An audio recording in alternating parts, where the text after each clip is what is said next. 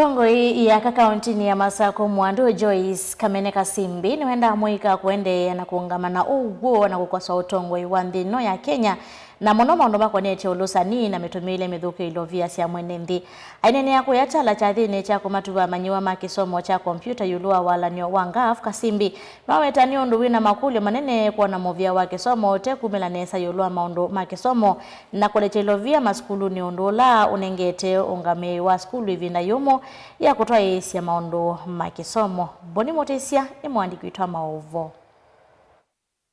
Mwandu Joyce Kamene Kasimbi utokana nthi ya Kenya usola unegete kuvika vo uangalo vanene na mwikala meumilie ukoso wa serikali mwaka muvitu na mwika maeleo sioka na itina kana kulela nthini watume moma kukoso wa serikali.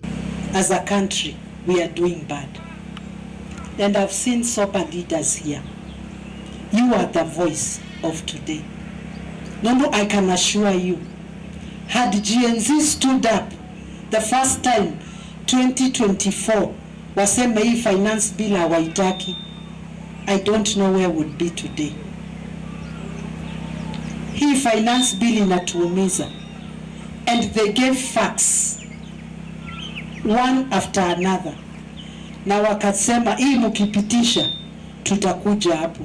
Simuliona wakikula mchele na sisi, simuliona wakikula bunge na wakatuambia kaeni kando, si ndio?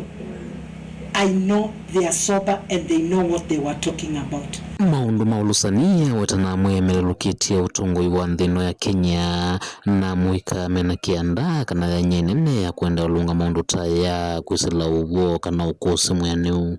And how I pray they will get sober youth that can reason and say no to the corruption that is in this country, that could be focused na wanachambua na ukweli and make sure we get good leaders for this country, because it is you we are aging.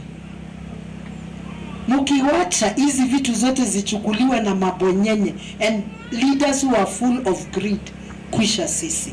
Vaka Simbi ninganengelekanya na muvia wa kisomo la udhitu iningane mawadho mate kuyania na kululu ticha kana kukwamia kisomo kuyamanyua. Si mumeona hata vile saa hii naona kunaelekea tunadanganywa, and I'm so disappointed. Wacha niseme hivi, waziri alisimama akasema pesa ya capitation itakuwa kwa mashule. Youth hata wengine vijana wa university walinipigia simu wananiambia nilipata message nikaambiwa pesa iko, tukaenda mpaka shule, tukaenda kwa account hakuna pesa. Vaenda muvea kisomo na ula wa kinandu ikithikana vaina mathina mana kusi wa nthini wa kisomo na manyualama kwa miteni maendea na masomo moo kwenye ndoto sio. We are saying to the ministry, you promised na treasury, you promised there's money for capitation, now you'll release the 23-24 billion. Release it to schools. We don't want to hear our children going back, youth back and forth. They need education and they need to study bila kusumbuliwa, and get back to the drawing board. Grade 9, grade 10 watasoma aje? We want a transition that is in order, that imekaa chini na imepangiliwa vizuri ndio watoto wasome vizuri. Kaundini ya Masako tala nyenito wa Boni Motesia.